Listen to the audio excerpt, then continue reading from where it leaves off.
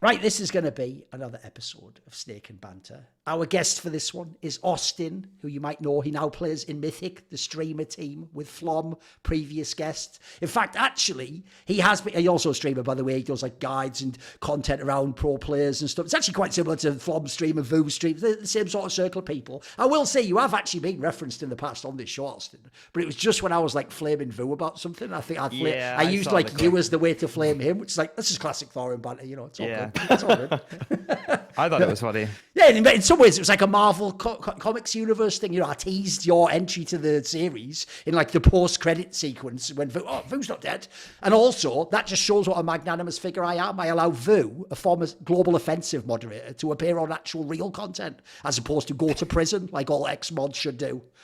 Okay, that's a nice start to the episode. So, right, what we'll do, there's no sponsor on this one, don't worry about that, boys. So, by the way, even though people are going to be so certain this is going to be some sort of a sight gag, Maui, or there's like, you know, on the back it says like, I don't know, what would even be a Cadian or something? You know, people are going to think there's some gag here. There isn't. Actually, I genuinely just didn't have any other shirts when I was trying to pull one out to wear. And if you don't know, a little pro tip actually for people out there, even though in general, I like to have man-made, natural fibers to wear, for shows, because you do tend to sweat with the lights and stuff, there is a reason why sports gear is like that with all the little holes in so you breathe through and all that jazz. It's way better. Put it this way, there's been times when I did forget and just did one of these shows in the summer with like a cotton t-shirt on and I was like, I'm dying, bro. Which actually, by the way, even though it's not a sponsor, is why that certain t-shirt company we advertise is actually not that bad. That one, they don't have the same effect on me, bizarrely, as the ones I have at home.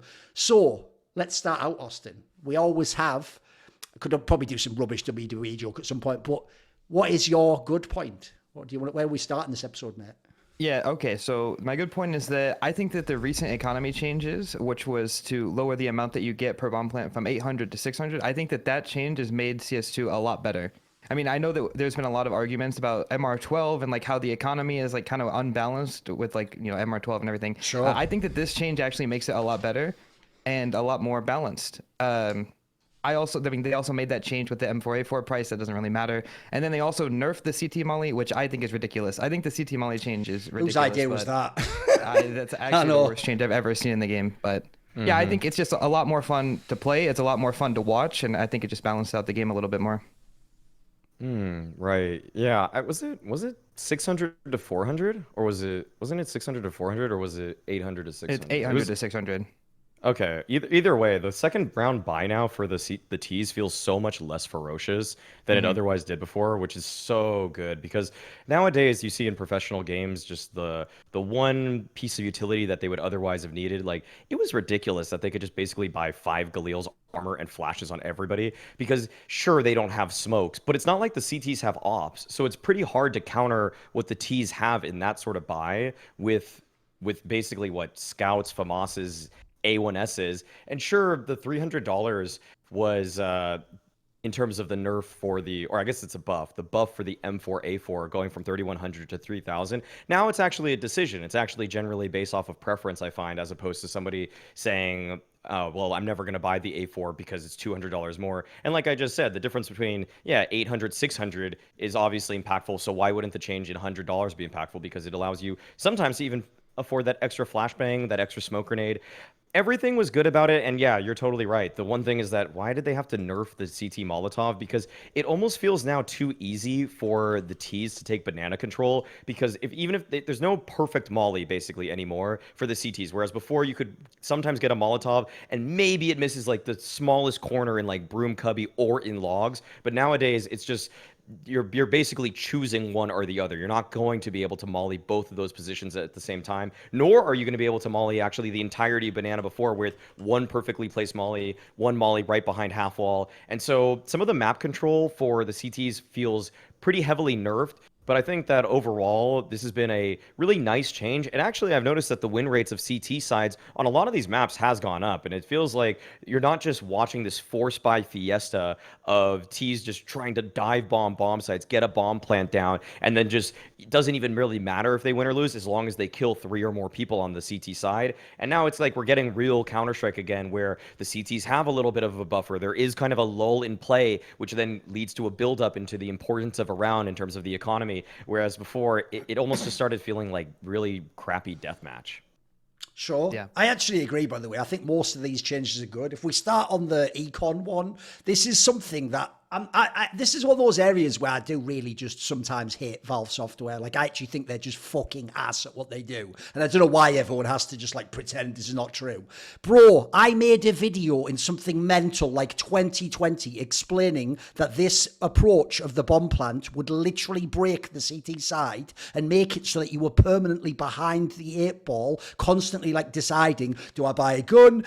Do I, like, win the round with no fucking money? Like, you were in this nightmare scenario where, like, essentially, it actually incentivized saving way more. People just didn't think it through, actually, by the way. Basically, you know the nightmare save meta of last year where everyone just started saving? That actually should have happened 3 years ago, guys. It's just that's how long pros take to update the meta, because it was always absurd. And the reason why it was so obvious, even months into that meta, that this was going to happen was because, bro, that was when Prime, Simple, and fucking Zemu were playing. Do you not remember when Na'Vi and Vitality would literally do this? They would lose pistol after planting, give an AK to Simple or Zemu, and they would literally just win the round. I feel like something mental, like 50% of the time, like some absurd number considering they have one player with a gun. But the point is, if you think it through, this is where I've always told Valve, what they've never understood about Counter-Strike is they've never understood it's a team fucking game. You can't just look at an individual and go, well, only one of them would have the AK, mate. It's like, yes, what if they give that to the best player in the world and make him go first and then take a duel against a CT who has an MP9? Like, that is... And yeah, guess what? The armor doesn't matter then. The first bullet just kills you anyway. So in that scenario, you've designed a scenario, Valve, where my first duel is I actually have the advantage because I lost the fucking pistol round. Like, what even is that? So even though you can certainly say it did incentivize people planting the bomb, so they might have said it might spur a bit of T-side activity, the cost was too high. Like, I actually do think it spoiled CS for a long time. It's why I've always said when I'm on live shows, that I always try to point out to people, because there's one thing Lurpers used to do back in the day, you used to try to keep track of the economy as you go. I would always point out to people that, like, the scoreboard lies to you. Like, in this particular game, because they keep winning the rounds, but they keep, like, having 2 people left, they're actually keep getting money fucked by themselves every time for winning the round. Like, it's kind of stupid. So I've always thought it actually gave a really, like, weird skew to games where basically if this hadn't happened, absolutely some games would be different. Certain teams might be better, certain teams might be worse. Then on the whole Molly thing, let's refer back to point 1, why Valve is fucking ass. Who the fuck asked for this? It's the opposite, you cretin. We've all asked for the incendiary to be cheaper, and if anything, it should be more powerful on CT side, you imbecile. Now, I don't know whether they're doing some bozo shit like, now, Thorin, it's the incendiary because a Molotov is what a terrorist would do. No one cares about that. We care about what it does in the game. Bro, you get shot to that 1 health, and you're still walking around the game. Like, you can still do every single move in it. Like, it was never about realism. What it's about is what is functional. What is the purpose of this? What does it do in the game? So if the idea, again, guys, this is where it's impossible they watch Pro CS. It's impossible. Because if they watch Pro CS, whoever sat down and went, of course, the problem with this game is CT Incendiary is too strong, innit? Bro, the team Ollie was already OP and cost less. Like, what even is... Everything about this is so fucking stupid. Like, that one, by the way, is just a slam dunk. I couldn't think of a single positive reason as to why you would make that move. And then also, let me just add this in. At least, I guess you did that while making the pistol thing not that bad because of the bomb plant. Because, my God, would CT side be fucking garbage right now if that both existed at the same time. Holy fuck. Bro, have you not been watching CS2? You already had the economy against you in CSGO. In CS2, everyone's godlike on T side. There's even bad teams that have, like, fucking decent ratings only on T side. Like, they're all garbage when they go CT side after take a proper duel. The reason why I hate it is this. I've always thought the beauty of CS is that I actually did a whole article that's on my Substack. It should naturally be CT sided, because that's why then when you get a team like classic Envious, if you think of a team like that, when you get a team that, look, they're not actually using amazing tactics, right? In theory, if you don't have good tactics, you shouldn't be able to win T rounds. But what allowed that team to win? They had crazy aim, right? I'll accept that too. You can have your T side wins and force you in if you were just so cracked that your player who does the wide peak can insta headshot someone with a CT advantage and like all this.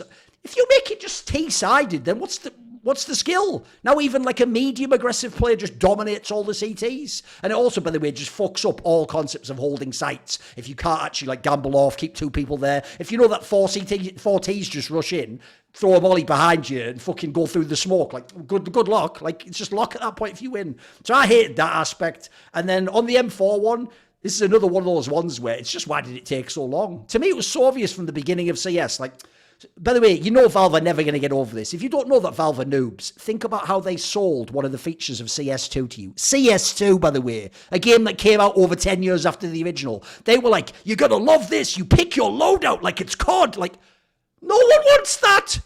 You know, when people like Lorders were all going, this is sick, I can't wait. And Sponge, I can't wait to equip it. It's like, they've made a feature where you get less, you moron. What are you talking? Why would you build that as a positive? We've actually gotten less. And if no one's played CS 1.6, spoiler, in CS 1.6, it costs the same because it's just a gun that you take the silencer off. Now, even if you didn't want that, there always should have just been the option for both at the same price. It's just so obvious to me. I don't know what, because that's one of those things where they never explained why is one less. I know they were trying to do some bullshit.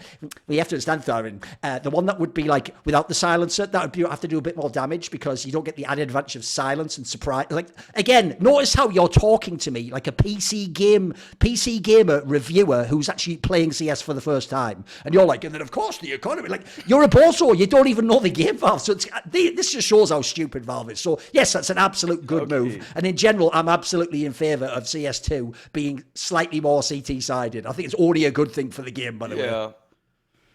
I think it's, oh my god, I was on the crusade early on about the loadout, and Scrawny's line was just that the decisions you make before you load the game impact what you do, as if you're bringing a deck of cards to like a Magic the Gathering 1v1. I can't lie though, this is where you know Scrawny is in broadcast, because if that was like his voice over the top of the trailer, like, now the choices you make before the game are going to decide how... That does sound cool, like a movie trailer. It's just a stupid comment. Doesn't mean anything, does it? I know.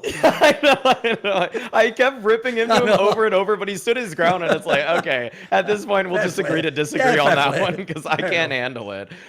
Also, it allows, I mean, like, the lack of versatility, or like the lack of experimentation with guns is basically because of this. Like, that whole JL clip with the R8, I mean, basically is because no one's ever going to buy that, because no one has it equipped but other than him. So, yeah.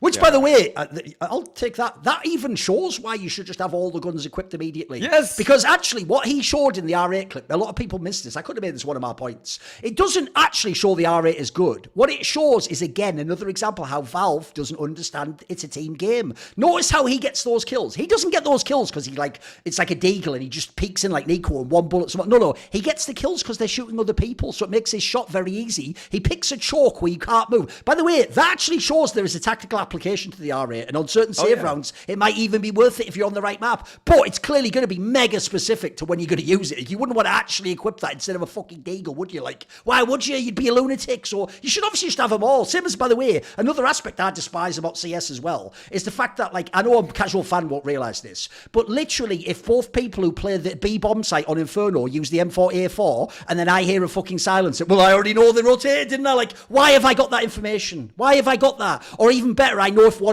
one left the side, there's certain times where it just gives information away for no good reason. Whereas actually, it would be a tactical choice again to use the M4A4 the first 5 rounds, and then you think, oh, they're getting too easy to the site. You actually both buy a silencer. Wouldn't that be interesting? You can't do that, of course. So it's just one of those silly things where, like, I think they think it's got a unique idea, but it actually detracts from the game, in my opinion. I mean, in my opinion, the reason they made the loadout look like that is just because they wanted to copy the ease of access that the Valorant loadout. Oh, for sure. Yes, they did. It just looks like the same menu. Yes. I feel like also, just because Austin, I remember there was this thread on HLTV where it's like the one thing one big take I remember you having, which was like, you thought and since we're on this whole topic of CS2, I'm just curious what your opinion is today about it. He's about to ruin your take, I think, now, but go for it. Is it that CS2's better? Yeah, that's one of his takes later. That's one of his takes later. So we'll do. My bad. You couldn't have known that. As usual, the guests don't know each other's takes, but that will be a take later. So it's okay. Okay, we'll talk about. Don't worry. By the way, we're going to warm him up into it because absolutely we're going to dry roast the fuck out of him when we get to that point. So let's warm up. Let's let him get into the show. Let him marinate a little bit. Let's have fun. A few drinks of wet wine. Pass it on. Then at the end, let's absolutely brutalize this motherfucker in the alley on the way back. So it's all good. Look, I know what I asked for. It's going to be good. It's going to be good. I think you picked a bag of topics. Okay, right. Let's go on then, Maui. What is your Sure.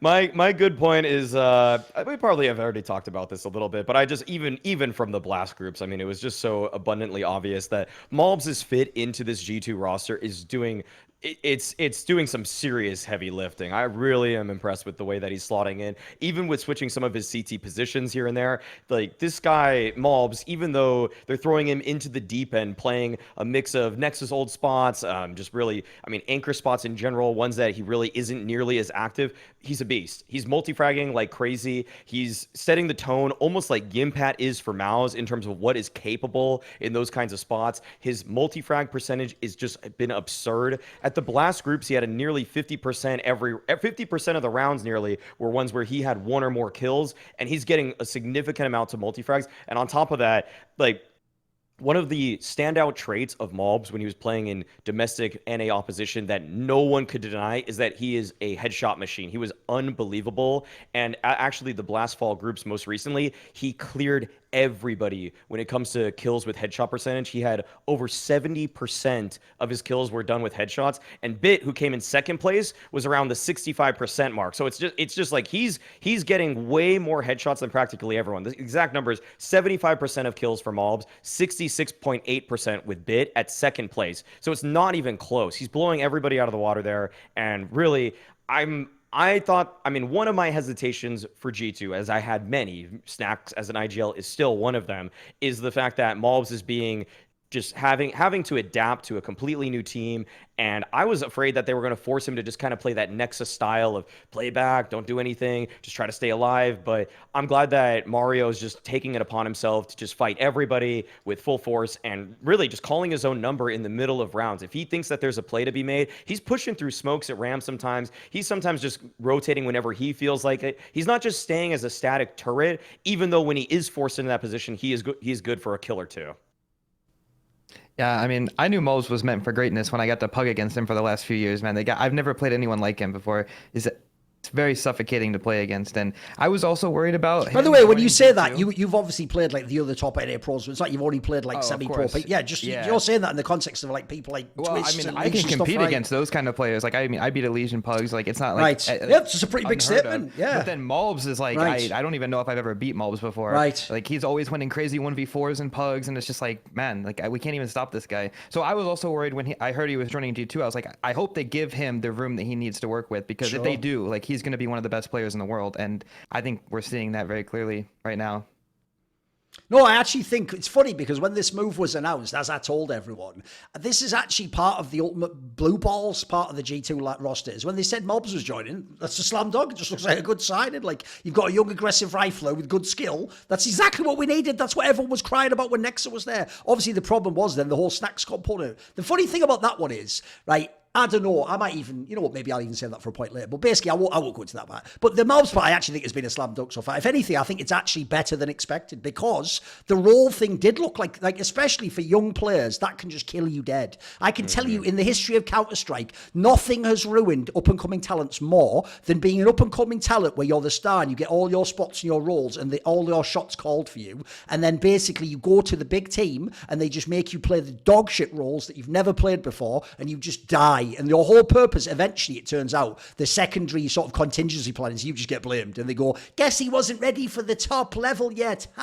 And then the joke is that player could have actually been like one of your stars for 5 years, but you just threw him away for the sake of, usually, and this is the worst part, letting, someone like a Hunter just keep their roles, even though it's like, what are you doing to earn your keep, mate? Like, it ain't 2023, it ain't fucking CSGO. But so I was so scared that they would like kill this guy's game. But actually, like I said, I think he's played better than expected, considering he is playing those dog shit spots. He actually is playing really well, and quite frankly, I think he has been the X factor in most of their wins, especially all the ones where it's against the bigger opposition. Yeah, obviously Nico's been insane. MonteCristo isn't as good, but he's still fucking really good in general. It just isn't the best player in the world. So actually, Malbs has kind of been your X factor to put you over the top in a bunch of these games. So no, I think he's really good, and obviously, yes, as you say, and when you talk about skill, his obvious skill is headshot ability. Like, he's just got, like, you saw some of those clips with the fucking AK. He's had a bunch of rounds that were like Twists-esque, where you run out and the 2 kills, like 2 1 bullets to the head. Like, I don't know if people know this. The reason why players like that are always going to be in demand is that is the person who can just literally turn a whole round on its head instantly.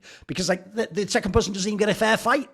Normally, the basic concept of CS, remember, is trade fragging. You don't get to trade against these people when they're on their A game. It's actually why a lot of people agreed with me. Like, maybe it is cool that Twist sleeves phase, because maybe he'll become Twist again. And by the way, didn't he? He kind of did again in Team Liquid, didn't he? So, no, I think it's a slam dunk. I think it's and also just an excellent good point. It's no downside to this move. Also does look, quite frankly, like, if he can frag like this, bro, now I'm just thinking to myself, imagine in 3-4 months if they make a roster and he can actually get his spots. That'd be a fucking like top 20 player on HLTV or something. That could be real.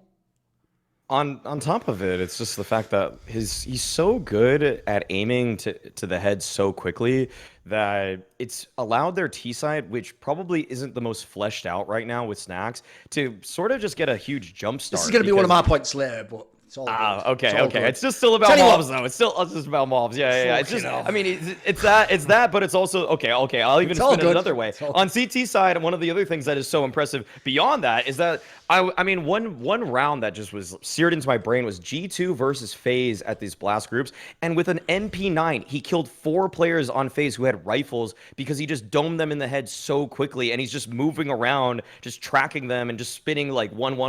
Like every single one just dies so fast. So yeah, his time to kill is absurd. And that's another thing where it's like the Zontics of the world will help bring you some consistency, because, you know, he's going to end up shooting their body a little bit more. He's like probably going to secure the kill, hopefully, if he's presented a good opportunity. But when it's mobs, it's just he can multi-frag because of his mechanics in a way that like Nexa never could. Like this just feels so similar to the whole, like, yeah, Snacks is getting a upgrade in terms of the tools he has.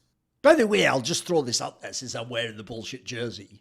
Where were you, Team Liquid, you dickheads? He was in your region the whole time. I'm so bored of Team Liquid, the org. Because what they do is exactly what, ironically, G2 usually does. They go, wow, did I sign him? He's nobody. Then the guy signs another team, becomes really good. Well, now it's too good and I can't get him. It's like, I think we've got a fucking solution to this problem. You have to actually have a brain and eyes and watch when he's not on the top team and go, would you like to join my team? You know, like all those other teams do, you fucking idiots. So how they've missed this one again, I don't know, mate. Because remember, they would tell us, there is no talent in any... Yeah, not while you're fucking picking them up, there isn't. So, okay, there's that. Right, I'll do my good point now. And here's the thing, Austin. Despite all that, like, fucking aggression and hostility I gave you in the intro, it's actually going to be an alley-oop for you on this one, mate, because you made a video about this recently. I thought it was really good. So my good point, think about the last month or so, guys, is the play of Bit from Na'Vi. Because what I think's really interesting is, look, this is where I know that even though, like, I'll give you a quick concept, right? The only reason someone would come and go, like, affirmation style in the mirror every day and go, you're beautiful, you're strong, you're independent, you're going to go out there and tell. It's because you have to tell yourself that to brainwash yourself. And that's why you then also then post it on your Instagram. Because what you're trying to do is you're actually trying to convince yourself. You're not convincing the world. You're trying to convince yourself through a feedback loop of seeing that message, reading it and hearing it and thinking it, and then doing a fact. So basically, the point I'm going to get to goes like this. The reason I know you all don't know fuck all about the tactical side of CS is you all tell me all the time, all you care about is tactics and really in-depth stuff in game knowledge. But then when I read your actual opinions, you know, when you have to put your money where your mouth is and show, not you, I'm talking about fans here. When I actually see your attempt at insight and analysis, your insight and analysis goes like this. The guy with the most frags had a really good game. Guy with no frags, shit, he needs to step it up. And then when I ask, like, well, how does a player play? You go, oh, Bit, he is a headshot machine after you look on HLTV.org and see he has the highest headshot. Like, what even is that? Like, no human analysis. Like, an actual AI could do that. An AI could just go and look up what number is higher. So here's why, and I think your video was fire for this, mate, is what I actually think is interesting with Bit is, bro, the reason, even though he's not Bit of 2021, he's a totally different player, though. Because, bro, I remember the player back then was just a turret. That was the player where when you heard that rumor, like, oh, apparently, like, Simple Electronic on CT side, just tell him when to push up and stuff, and then when to back off. It made perfect sense because that was exactly how he played. He'd come out, get like a 3K, and then he could tell, unlike, you know, like a Boros or something, they could just tell him, like, just get the fuck back now, mate, and he would. He'd come back, and then Na'Vi looked perfect, didn't they? That team looked unbeatable. But you look at him in the modern day Na'Vi, where he doesn't have either of those players, you'll notice, you can't say they're doing anything. Bro, he has actually gone from being what I thought was just like all hands, no brain, to like, if anything, it's his hands don't even always turn. Bro, his brain's fucking mega. Like, I thought on your video, you made a really good point. There's no way some of these calls A, were planned by Blade. They're clearly from what's happening in the round. And B, I don't even think Alexi's calling these, because some of these are where he's like the lurker, or when he's on CT and like the team's off doing something else. So this guy has actually unironically developed into a really cerebral player, actually. Like, I would say his intuitive feel for the game seems really good, Austin. So give me some thoughts. Obviously, it's a late alley-oop for you, because if people go to your video, you did like a whole demo review. I thought it was pretty good, though. Yeah, I mean, Bit has become a ROPS-like player, and I think people just don't even pay any attention to that because, you know, like I said, you said, when people think of Bit, they just think of somebody that's just going to shoot out everybody in the server. Yes. But when I mean, I've covered a few demos actually from Bit on my channel. Like I did one on Mirage, one on Nuke, and a while back one on Anubis. But it's just because he puts himself in a position where he can like kind of call the round. I don't. It's hard to like explain without having like an example in front of me, but like he gets information that like he shouldn't have. Like on Mirage, he'll like creep up in apartments and he'll like hear where the players are going. And based on where the players are like making noise, like, oh, the cat player swung or the short player swung. Like I hear the guy jump spotting B. Like you'll watch like the map, all of his teammates will start to shift over towards B. And then on a timing when everybody's ready, then he'll peek the jump spotter. He hits the shot because it's Bit, and then they just have the B site. And then you also see this on Nuke, like the review I did, he just puts himself in their right positions all the time. He's always making it work, and it's just a lovely play. He's insane on Nuke T side. He's fucking bonkers, isn't he? Like the amount of times he's basically creeping through what the equivalent would be like your dead spot on the radars, the CTs, is insane. Like this guy's basically always getting like a flag he can never expect off. Yeah, he's definitely one of my favorite players to watch. And like, again, you just see him, and every time I watch him, I think I'm watching ROPS, and then I look at the name tag, I'm like, is this Bit? Like, when did he become this player? So, yes. Yeah, he's definitely making it work for Navi right now. Like when I think of the best player on Navi, I'm thinking of Bit 100%. Like some people will say JL, some people will say Wonderful. I think it's Bit, hands down. He's been really impressive lately, and I feel like one narrative that got tired really quickly is lurking dead, and really I feel like that was just people zooming into Spinks and ROPS having a bit of a weak couple months, and really now it's just ROPS. Like Spinks is popping back off again. The question now is ROPS dead, right? I guess that's just shift the question, honestly. right? Yeah, no, it's just, I think you have to shift the whole narrative right now to just about ROPS and what's going on with him, because people I think even Spinks said that lurking is not as good in CS2 himself, but it's like, okay, you're doing well again, so clearly you don't actually believe that anymore, or you shouldn't, because yeah, Bit is somebody that's really proven that the role is still got a lot to it, and I don't know, I think it deserves probably, you've done a good dive there on Bit, but I wonder why, like, I still wonder why ROPS is as bad as he is. I feel like his decision-making is just flat out worse than it used to be. But no, in terms of highlighting how good Bit has been lately, that's also why Navi has been such an interesting team, because it is a win by committee where it's different people popping off every single tournament. JL was, I mean, say what you will, Thorin, but I would be able to decide that like the first few months of the year, JL to me, I mean, mostly because of the major, obviously. The major, he had so many X Factor plays, but nowadays he doesn't really have to make as many X Factor plays, and they can still win. Also, I don't think his read is necessarily as good as, say, Bits. I also think Wonderful has probably been way more, actually, Wonderful has just flat out been more consistent. And so I'd say like, it's kind of like, the recency bias has me also agreeing with that Bit has been the best player of Navi for at least this season, and actually pretty easily too. Because of EWC, he was so transcendent at that event. At the Blast groups, I think he had basically one bad map from whenever I watch Navi games. He basically never fell off, and the only time he did fall off was when Liquid was able to beat them. So other than that, he's just taking everybody down. He's still a multi-frag machine on top of that. He'll make the right decision, and on top of that, if he makes the wrong decision, he bails himself out with good killing ability as well. By the way, I'll just throw in there, the reason why this development is also sick is because, mate, if you ever needed more proof of how fucking cracked out Blade is, well, it has to be him, doesn't it? Like, remember, he finds all these people when they're nobodies, like Bit was nobody, Perfecto's nobody. He just gets these people as nobodies, and then by the end, the finished product is like the best imaginable player for that role, because I told you, the one thing about Blade is, he is the person who believes that, like, he doesn't believe that saying the perfect's the enemy of the good. He's like, no, let's try and be perfect. And it's like, it's a ridiculous thing to do, but if you can pull it off, obviously, it's fucking insane, isn't it? So, no, mad props to everyone who's been involved in his development. Just a fabulous player now, yeah. Right, should we go on then? What is your bad point, Austin? Yeah, so this is one that's gonna pain me to say, but I think it's finally time. This could be hot take point made now, Maui. Get ready for this take. Bad point, go for it. I think it's time for Karrigan to retire. Retire, by the way. Not leave FaZe Clan. He has to leave the game itself. Okay, hit me with the reasons. I'm ready, mate.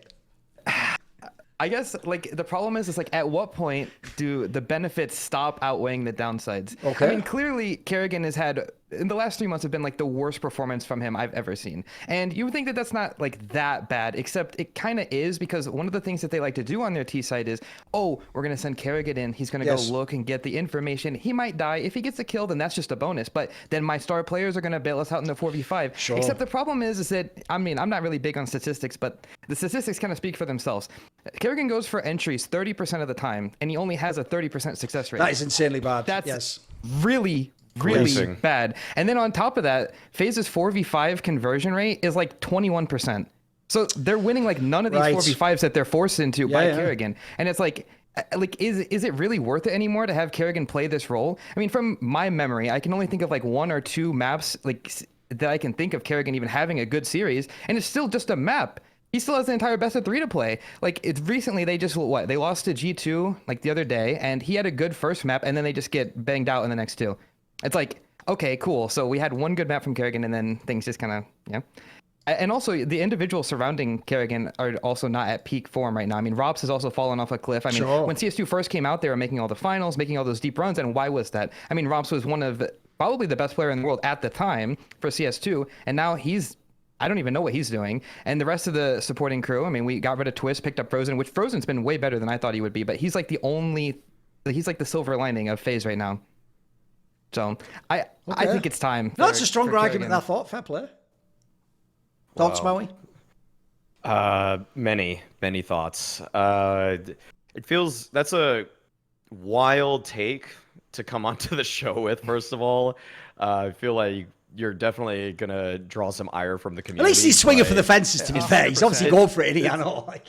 Yeah, it's but I respect it. I respect it because I respect it not because I necessarily agree with it, because the thing is that for me the rope is so long for Karrigan. Like I give him so much of a pass because of everything that he's accomplished before. But no, the way that he's individually playing right now is abysmal. Like it's so bad, it's so detrimental to the team at this point that it has gotten to the point of inexcusable. Like you cannot be an individual player that is this poorly performing when there's other IGLs out there that are not really, they're not taking the scene by storm with their own mechanics or anything like that. But Chopper contributes. Okay, Chopper is a contributing player.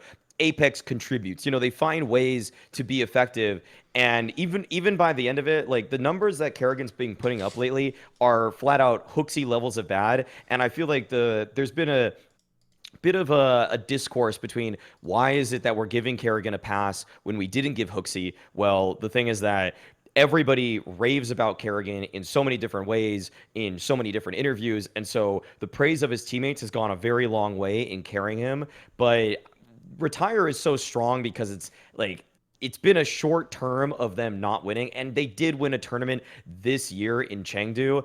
It was with some good performances from people like Brokey, obviously, but at the same time, Apex, despite arguably having a stronger roster right now, isn't winning. And so that's where the defense of Karrigan for me really lies, that he can still be quite a horrible player individually, but can still actually manage a trophy with pieces that are arguably worse than what Vitality and Apex has. So he's doing something right, and maybe it's not the most consistent style. I don't think anybody has ever tried to make the argument that the way that Karrigan calls FaZe is like Prime Astralis in terms of consistency, in terms of perfect teamwork. Like FaZe has always been a little bit of a messy team, and that's what always has made them so exciting, because they let games slip, they come back into a lot of games. And I think the term that describes Karrigan the best right now for me is that of all of the in-game leaders right now in Tier 1 Counter-Strike, I have heard the most testimony from former teammates that Karrigan is the best overall captain. And even when I was actually having in the post game or the post tournament, like the after party of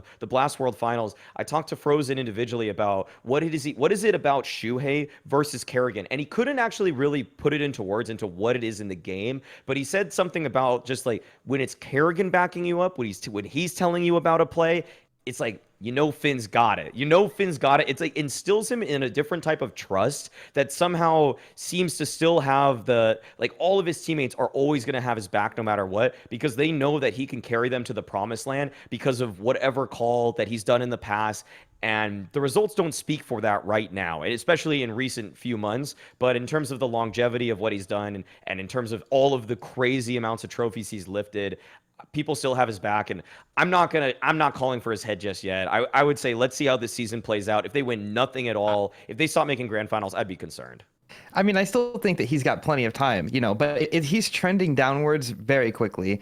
Like, very quickly. And by the way, this is coming from probably the biggest FaZe fan in the world. Fair like, enough. I've watched every FaZe game since, like, 2017, and whenever they got their roster. Yeah. Like, I love FaZe, and I love karrigan. I think he's one of the best IGLs ever. I mean, I think that, like you said, all of his teammates would say as much. But, again, I say, at what point do the benefits stop outweighing the downsides? Sure. I mean, like, you either die a legend, like one of the best of all time, or you live long enough to become Oxy. That's all there is to say. That's a good line. I will say, I mean, just get Scrawny to fucking voice it, put it on a fucking trailer. Problem solved. There's your next, like, ESL event. Right, there's the funny thing. I actually thought when I saw him send me this point, there's no fucking way he's going to have a point on this. But I actually realised it's not even a badly argued point, because I sort of agree, but I can flip it. Like, I've thought a defence, but the defence is going to be you have to change the structure of FaZe. I mean, you've sort of implied it there. So first of all, I will say, like, the reason on its surface immediately your brain rejects it is, it was only about like 4 months ago. He was in every single final in a row, and he even won some of the events at the beginning. So, like, if you can make the final with your team, like, you almost by definition are fine playing Pro CS still, because if you think about it, like, you're not playing the same port every final. You beat all those other teams. You beat them in the semis or the quarters or whatever. So that karrigan in theory was fine. But to be fair, that was also when some of the stars hadn't dropped off. So since the stars have dropped off, like, now it just isn't good enough. So I'm sort of with you. I have to say, because essentially every single map I've ever seen karrigan bottom frag since about 2018, the HLTV thread has been like, karrigan fans come here, he must be kicked, he is trash, cannot do anything. It means at this point we've all just learned to, like, tune that signal noise out. And I actually haven't checked his individual fragging stats for quite a while, I have to say, Austin. So I assumed it was going to be the usual sky is falling, but I'd look and it was like, bro, he's got like a 0.9 rating. Like, that's actually totally fine. If you look at the, as you say, it's not like he's in positions to frag. He's in, by definition, the word. He's essentially the bait. Like, he's literally what they call the meat in French CS, where you put the meat on the end of a stick and put it out, and then when the bear attacks it, you just bring in all your attack dogs and your gun and you shoot the bear, right? So in that scenario, as you say, his job was, and he was smart enough, I think, to actually take what already people like MSL and Glaive did before, but just do an even better version of it, because since he's so good on the fly at reading the game, it was actually mad OP to have the first person in, die or kill, be the one who then come to everyone else what to do and what the mid-round was. That actually was a fucking straight fire approach to CS. And obviously, if he could kill, it would still work to this day. But I'm with you, when you combine those two stats, like how insanely bad his opening kill percentage is, and then the fact that his team's shit at 4v5s, like, look, I don't believe stats tell you everything, but you'd have a hard time arguing against that being something that will kill you dead. I mean, essentially the maths tell you you just don't win T rounds because of him. He's like the first reason you'd even have to bring up before anyone brings up Robs, blah, blah, blah.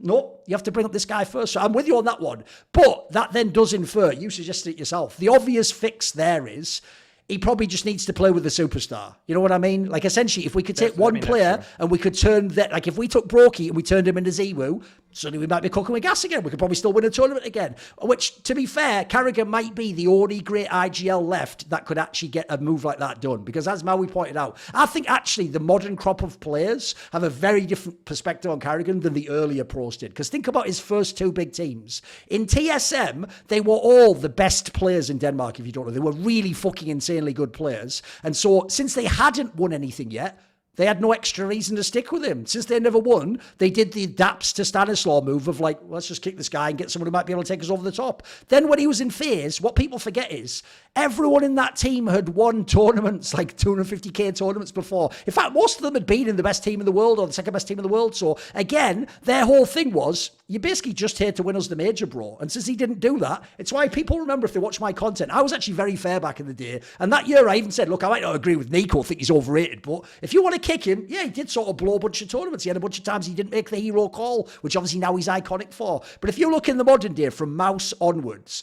bro, this guy has actually gotten the craziest rep of any IGL I think I've ever heard of, bro. Because normally when people get raved about, it's when they were in one team forever and they won everything with those teammates and they all came up. This guy gets people, and the perception of pros is, I mean, just look at Frozen, right? He didn't go to FaZe because he's going to get way more money. He went to FaZe to complete his fucking Jedi training, as it were, and become like a master and win the major, etc. So karrigan has that appeal where he can bring you in no matter what he's doing, because like Maui said, the perception is he can get you to the promised land. If you're good enough, he's almost good enough that it'll work. Basically, that's the premise. So I think the main problem is maybe the era when he could just do it with the sort of like 3/4 stars, which has been his like rotation for the last year. Maybe that's over. Maybe that's the case. I'm with you on that one. I would still say you maybe roll the dice and you try. Maybe this is where you do get a simple or something ridiculous like that, or you do try to break the bank and get some mega player that if they're really trying to move him in, there's always rumours of what want to see. Go and offer him something, bring him in. So I think there's that angle. I'm actually with you. If you look at the current lineup, that would be one of the problems I think you'd have to mention.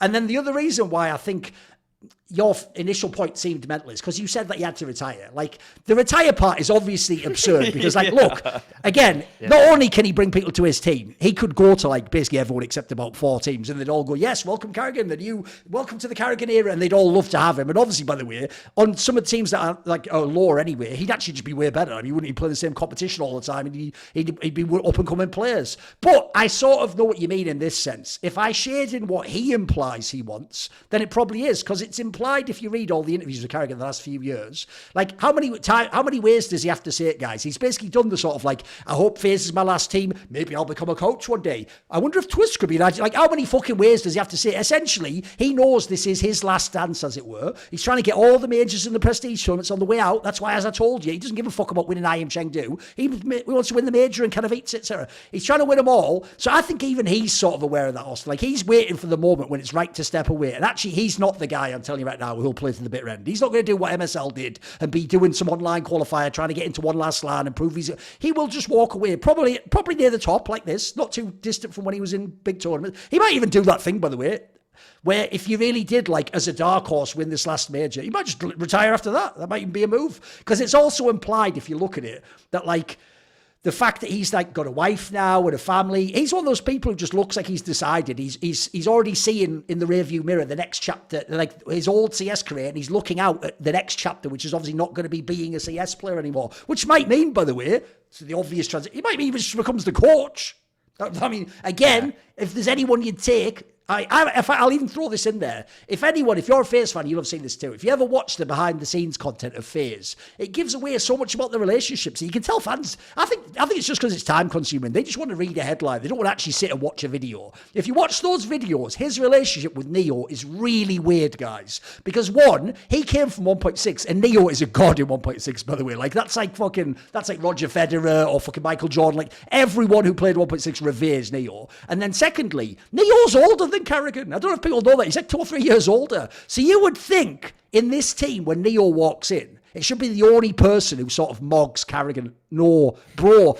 karrigan treats Neo like he's his little brother. For real. And by the way, Neo buys into it. I'm telling you, if you ever watch these vlogs, they don't seem like that's his boss or his coach, by the way. That seems like grab a couple of coffees and bring in the play. But there's almost that vibe still, even though I do get that he gives him room to do the tactic. So I actually think, to me, it's obvious that he can just be a coach anytime, probably in FaZe Clan. They'll probably just make a coaching staff and he'll do one thing and he'll do another thing. And by the way, the reason why that would be genius if you're FaZe, and why you actually should listen to Austin and tell him, you can either stay and tell us if we have to spend all the money to get simple, or if you're going to retire, please don't go elsewhere, become our coach. Because, bro, the coaching angle would actually still apply, I think, to the thing of getting stars to come. They would still want to come and go, I want to be working with karrigan, I'm going to win them. I think that would still, most of it would hold. Obviously, look, he would lose all the in-game mid-rounds. But then again, if we've all been watching Pro CS, bros, the guys are out there. If Twist ever makes it, you either get him because you know him already, or you just get like someone like Shuhei who seems to have similar characteristics, don't you? Like, I feel like this could even work out as a happy ending. So even though it sounded like he will comment at the king, trying to fucking throw some tomatoes in his face just because he's having a bad 2.5 months or whatever it is. But It was actually a reasonable point. Fair play. It was reasonable, Austin. Yeah, I'd love to see him coach FaZe. I think that would make a lot of sense. Cool. I think this is my bad's pretty obvious. The fact that for at least the beginning of Cologne, and obviously he wasn't there for the Blastfall groups, degster is once again without a visa, and so Heroic are just left without an Opper once again, which really doesn't change a lot of how it felt when they were playing with Nikodas, funnily enough. But that's just a joke. I mean, it's really just such a shame that he's not able to contribute because we haven't seen enough of him at all. We see barely, like, degster has now we've had to get replacements for Dallas, where Nikodas played for him, and at this event Saw's playing for him. Like, we just want to see this guy play. He's been out of the scene for a year, coming back onto Heroic. I'm not going to say he didn't blow me away, but he definitely looked like a serviceable opper that would try to use the op as opposed to Nikodas, who really so frequently just decided, I'm going to rifle, even on CT side. And that's obviously not good enough to be a team in CS2 to win trophies. I mean, Vitality's obviously experiencing the very same thing right now, where they don't really have a dedicated opper because Zywo's not picking it up as much. And yeah, when Heroic don't have that, I don't expect necessarily Heroic to be an elite team, even if he's on it immediately. But the repetitions, the practice that they have put into the game, it all really goes out the window. And this not only just obviously affects our inability to watch degster, but then it also is coloring negatively the entirety of the Heroic lineup. Like, what kind of heights could Nerds have reached this year had he been, supported by a typical opper and knew what 5 he was going into with every tournament? Same thing could be said about Tessus, who now is kind of like 1A, 1B with Nerds. I mean, I feel like some of these storylines about these individual players are being completely just marred by the fact that he's not able to do it. And I'm really glad that Kicksan came out about and said what he did about degster, and it's not his fault, and that they've been trying to get the visas, because people are conflating their disdain for degster, which I don't actually know where it necessarily comes from. Like, some of the past interviews for degster were from Patsy, from Chopper, where they had these little. It's only spirit people, as far as I know, that implies toxic or it's hard to deal with or something, right? Or demanding or something. Yeah, exactly.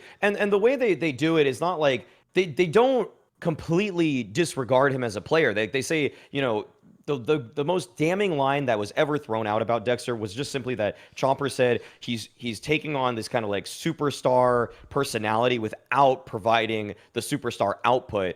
But, like, he was obviously their best player. So, I mean, he's saying that, but it's like, this guy did carry you through a lot of your tournaments. And honestly, like, to wrap it all up here, for at least from my side of things, to intro this topic, is just that this is just kind of ruined degster's season so far, and it's also ruined Heroic season so far. And these are 4 guys that are with him, with a great coach, by the way, who could have punched easily up into the top 6, top 7 of the teams in the world. Maybe made some playoffs here and there, but without an opper, every run, even though they did well at Dallas with Nikodas, I don't really care. I just don't really care because it's just not the lineup. What do you think, Oscar? It's really unfortunate to have visa issues be such a problem, even like the modern era of CS. I mean, I haven't really been paying that much attention to Heroic, I'm not gonna lie, but degster, it looks like he's only played 15 maps since he's joined Heroic, and like, that was 3 months ago he joined. So how, like, that's just really unfortunate that we're not going to be able to see, like, truly what Heroic is capable of. Because I'm sure that when they're at home and they're practicing with degster, then they have to go to all these events and play with the sub, and it's like, oh, it just sucks. But yeah, I mean, I pretty much agree with you. You're not really seeing the full version of Heroic. Right, my problem with this topic is I actually wondered where you were going to go because you put it as bad. So I'm actually glad you're not blaming degster for this. So if I did this, I'd probably put it in ugly. But I get what you mean. It's bad in the sense he can't play it, and therefore Heroic doesn't get to use their opera. You don't get to see what Heroic can do. And essentially, because of the Nikodas storyline, it's another one of those ones where even though that had nothing to do with degster, we're all mega blue balls by Heroic, and we're just waiting to see them with an actual opera. Because even without an opera, they looked actually like on the brink of doing something. Like they could have been in the playoffs of that major. And quite frankly, I've always been a massive degster fan because I think the eye test checks out like a motherfucker on this guy. And if that guy could have done, as he was teasing at the beginning in Rourke here, if he actually could have been the ARP he looked like he could be, I think that team for real could have been like the 5th best team in the world or something, like, or some like legit dark horse to sort of like go to a finals, grab the odd tournament, etc., trophy, etc. So I was really hyped for this move, and obviously, yeah, this has delayed it. And especially of all the events you can't lose Cologne, especially if you seem like a Rourke, like you need him in the first games. Like those are the ones that decide if you're in the rest of Cologne. Like this is going to be the thing where he'll arrive, and even if he arrives, you're already eliminated, aren't you? He'll just be no point. It's like that stupid one where MonteCristo flew in and played like one fucking map and then just went home or whatever. Like, what was the point of that? So one thing I'll just say at the beginning, this is why I was worried that you were going to like put this on degster and be like, you fucking wasted their time. Because as they said, I'm glad Kixon did it. It's nothing to do with him as far as I know. Like this is where HLTV and Reddit are really bad when they come to speculating. Because one, they're shameless. And two, they're idiots. So they'll just take any shit that one person says. And instead of going, well, that's just an idea from another random idiot, they'll just like take it and use it as a building block for the next part of their theory. So you'll have already heard the ones, since you guys are in the scene, that I've heard that are mental. One of them goes, his name is Abdul. So they're trying to imply like, ooh, Muslim. Like, first of all, mate, his name's like Abdullah or something. So already notice how that immediately doesn't sound quite like Abdul the way you made it sound there. That sounds like an Eastern European name, doesn't it? The Iliac on the end there. Interesting that. Secondly, it's not like he fucking flexes Muslim shit all over the place and is like wearing a fez or something mental, is it? Like, you're already making him in your mind the absurd caricature of like a post 9/11, like, do not let this guy on the flight guy, like, which, by the way, hasn't even existed for decades now. It's actually why, famously, that political story with Trump when he got elected was actually a nonsense thing. If people don't know, it was from certain countries. It wasn't that if you were Muslim, you couldn't enter the USA. If anyone actually believes for a moment in like the 21st century that the USA ever said no Muslims allowed, like, you're out of your mind. That would still to this day be being played on TVs and written. They have all like classes in school about like what egregious like civil rights violation. They didn't do any of that. So first of all, I've seen nothing to suggest that's the reason why. Then people tied it to a story that if you don't know MMA, you might be confused by, which is if you've ever looked at old interviews, Degster says he comes from Dagestan, right? Which even though he's in Russia, the Russian Federation, the reason it's called a federation, it's made up of these small states, right? And Dagestan basically is one of the ones where, yes, they have loads of Muslim people. That's where famously Khabib Nurmagomedov comes from, and Islam Makhachev, so these champions at the lightweight division in the UFC. And crucially, in their region, the problem is, this is why they're referencing this, there's been a story recently where there was someone who did like a terrorist atrocity, and it turned out he came from Dagestan and was like something like he was like training in MMA in like one of these gyms. So then the perception became like, right, they're going to investigate people like Khabib and everyone who's got connections with these people. Right, what would that have to do with Degster going to a LAN cafe and playing CS? You know what I mean? Like, you've taken a story and you've got your flight of fancy has absolutely just sailed off into the fucking heavens on Pegasus at this point in time. Like, there's literally not a single shred of evidence to suggest either of those details as of right now are the case. So I'd need to actually know some of that before I could put any stock in that, because the problem I have is people are then taking that and then inferring that, like, you know, he tricked Heroic somehow, or like he's an asshole. As far as I know, he's done nothing wrong. And then I'm just going to throw this out there, which is, I heard when I looked into this topic that it isn't even a Degster exclusive topic. I've heard there are going to be, it's just, let's see if it comes out publicly, let's see which names it is. I can't say who, but I've heard there may be other Russian players will have a similar issue. Because if you notice, Degster himself said some really weird thing that like essentially like legislation had changed in the country or something, and now or outside of the country, wherever they check the visa. He said that before they used to check the visa in one country and then approve it, and that now they had to check it in something like 6 countries, and that 5 had approved it, and then the 6th one said no. Now, by the way, that 5 and 6 countries thing, I don't know, how would that fit in with the fact his name's Abdul and he's got the fucking Dagestan thing? You know what I mean? That just sounds like some bureaucracy in a certain country, like maybe one of the countries doesn't like Russia and maybe they're fucking with that. There could be that angle. Then people have done this thing, which is, this is where I already know you've built a narrative and you've just decided it is true. Because you know everyone goes, well, why don't any other Russian players have this problem? Did you just say that out loud? Is this real? Like, am I actually dreaming right now, Austin, that we're pretending Russian players don't have visa problems? You guys live in fucking North America. There's a reason they never make it to IEM Dallas. Like, every IEM Dallas in history goes like this. Oh, sick, Navi's announced, buy the tickets. What the fuck, Navi's dropped out a week before. That happened so many fucking times at those American IEMs, by the way. Then, even loads of the teams that go, because maybe they're a smaller team and they just don't have the best player, even they get denied. And by the way, I'll just throw this out there. You know, Spinks got denied to go to a fucking IEM Dallas. Had some sort of visa issues.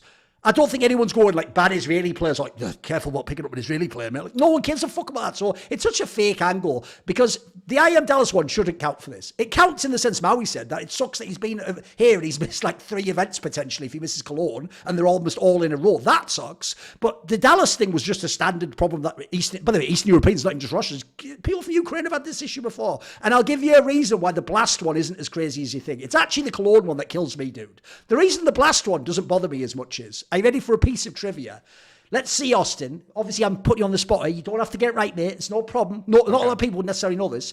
Do you know which famous Russian player didn't play at the spring groups of Blast this year?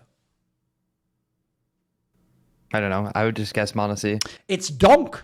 Donk didn't play for Team Spirit. Of course, yeah. Duncan Magics had to sit out, and they used Halley and then some guy called Baz. So he seems like another coach or something. Yeah, and if you remember, that's actually why Katowice was such a surprise, because they sort of like didn't really show us the true power level Dragon Ball Z style, because there was no Donk and no Magics. And then at Katowice, they blew everyone's mind, didn't they? So I'll just say it's not even uncommon that Russian players have missed the Blast groups before. So to me, it's mainly just this Cologne. If this really is an issue, and it turns out it affects other people, my problem will just become, does it affect Modesty? Does it affect Electronic? Because the last thing I'll say is this.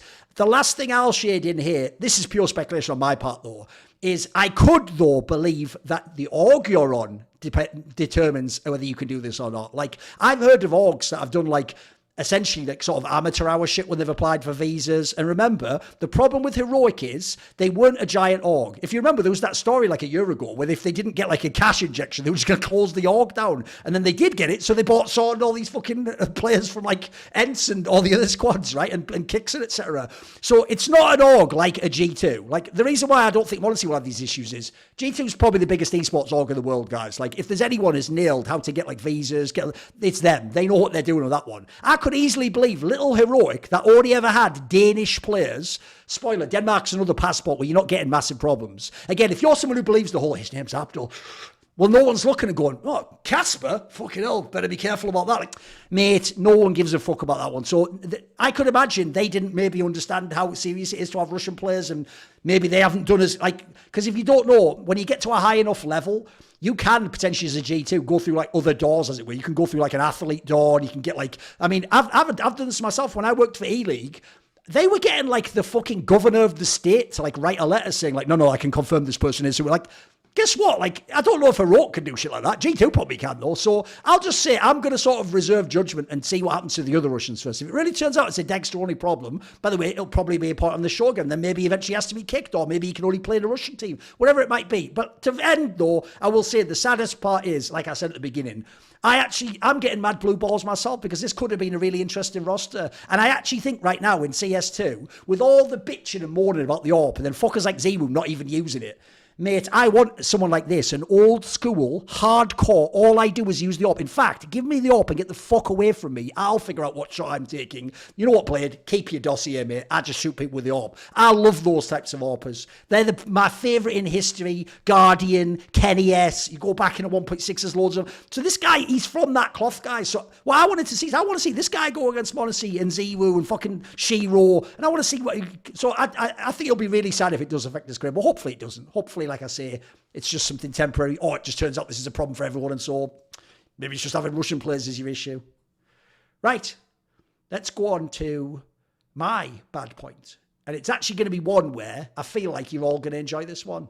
Because if anyone watched the fucking game of Complexity versus Na'Vi today, I've gone in on call before, but I usually just do it specifically about players. Like essentially people know that here's the short version of the usual rundown I do. Elysia's too good, and by the way, it wasn't even supposed to be in this team. It's just EG fucked up their own Russian situation, believe it or not, as I've pointed out in the past with Zorti, where they didn't understand in 2023 or whatever that he was like actually in a fucking team with an oligarch association, and they thought, well, they can't do this now, so they ruined that whole deal because it's EG. And then also, I always tell you, JT's actually underrated. I like the way the last fucking analyst figured that out in Checks Notes 2024. You fucking clowns. He was in the final of a CS2 tournament with this lineup, you daft cunt. How do you think he did that? I tell you what, he wasn't just going, Elise, go kill. He's actually a real tactician. It's why I think the key thing that people always miss with him is he's kept this same coach the whole time as well. They obviously have like some fucking mad simpatico relationship where they just get each other. And by the way, they're really good. I'm not joking, they're really good. I've seen them with shit players. I've seen them with Liege now. I've seen them with slightly better players. They're just good at their job. So everyone knows I used to then go to the third person, which is Halsey. I don't even bag on Halsey now. He's actually playing fine. Bear in mind, there's not that many good AWPers. He's actually totally serviceable. So then it just becomes snap a pool queue in half. Hey, Floppy and Grim, we're holding tryouts. There's that thing, except the joke here would be after you snap that and they're fighting, you just bring in the actual guy, like, actually just kill both of them. We need to both of them out, actually. So you can also do that. So this is the point though. It's not actually going to be player based. My biggest problem isn't player based. It's that if you have an underpowered roster or a roster without the big names, then Austin will know this. The one thing you must have is you must be a super tight team. You better be the team with the team play and the comms and the way you play off each other and the fucking way you just read each other's mind. If you can do all that, hey, you know what? We can get away without it. If you saw this game today, guys, this lineup has played all of CS2 together. You would think this lineup was playing their first event at Blast like certain lineups are. The way they lost that second round, where the whole team had fucking pistols and they planted and let them defuse, that is like a war crime. And then the way they ended the game, that clip that Maui put on Twitter was utter. So just go to his Twitter when I replied to it. It's mental. They have a round where they're all in the site with a numbers advantage, position the bomb down, and I'm not joking. The way they take fights is actually like if you put a matchmaking non-stack against a pro team and the matchmaking stack was on CT. Because what they do is each individually jiggle out and take a normal one, just like a 50-50 aim duel. They don't have any advantage. They don't use the advantage against them. They just take a normal aim duel one by one. No one even ever does a combo, by the way. Like, hey, I'm going to peek, so you peek from behind the pillar and shoot me in the set. No one even does that ever until literally like some nightmare fuel bad matchmaking game. They've died one after one after one. And then at the end, like a fucking noob, the last guy just peeks anyway and dies, giving them time to actually win. Like, oh my God, these 2 rounds alone. And by the way, I'm just giving you the highlights, boys. There was more in this game. These are some of the worst played rounds from a pro team I've seen. So my actual point that I'm going to put is bad here is complexity aren't even vaguely coherent enough as a team to justify this roster. Forget who's good and who's bad. I'm really underwhelmed by this. I know people can have a bad round. People can have a brain fart. People can have an off-day calling. But like these were like fundamental flaws that were really disturbing to me because now it becomes the case where it's like, essentially, how can you be a fan of a team like that? You know what I mean? Like, people know in the past, I am usually a fan of, like, Ents when they're underpowered, but they kind of have, like, a canny little quality to... I can't be a fan of a team like this. Like, to me, now it is just prison for a leash. I just watched the clip. It's wild, isn't it? It's wild, mate. Like you were probably thinking probably thinking Thorin's doing his usual thing, hyperbole. Bro, it's really bad, isn't it? It's really bad. It was really, really bad. I don't even think I've seen like amateur NA teams make that kind of mistake in a long time. Like, let alone to make it in the Blast event. Like, I don't know. I feel like there's this problem where people like want to hold on to hope for way too long with a roster. I mean, if you make a roster change too soon, the community doesn't like it. If you don't make a roster change in time, the community doesn't like it. But it's like, I don't know, man. And it also just comes like a lot of these guys are friends. Like they probably don't want to make those hard choices.